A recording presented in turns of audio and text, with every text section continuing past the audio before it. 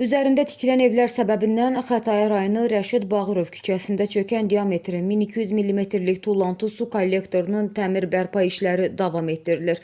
Dövlət Su Ehtiyatları Agentliyi iri şəhərlərin Birləşmiş Su Təchizatı xidmətinin balansındakı kollektor üzərində aparılan işlər agentliyin tikilməkdə olan obyektlərin müdiriyyəti tərəfindən icra olunur.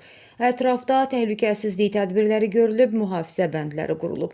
Geniş ərazini əhatə edən 9 metr dərinlikdə xəndək qazıldıqdan sonra kollektorun qəzalı hissəsini aşkara çıxarmaq mümkün olub. Kollektorun qəzalı hissəsi yenisi ilə əvəzlənəcək. Tikinti bərpa işlərinin səmərəli icrasına nail olmaq məqsədi ilə yaradılan qərargaha ATSİA sədri Zaur Mikailov rəhbərlik edir. Xatırladaq ki, həmin ünvanda evlərin altında qalan 500 mm-lik çuğun xəttin 100 metr hissəsi polietilen boru ilə əvəzlənərək yeri dəyişdirilib.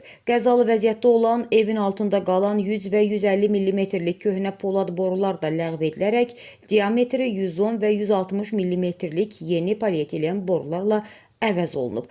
Qəza ehtimalının artırılması ilə bağlı indiki hadisədən öncə sakinlərə xəbərdarlıq edilib.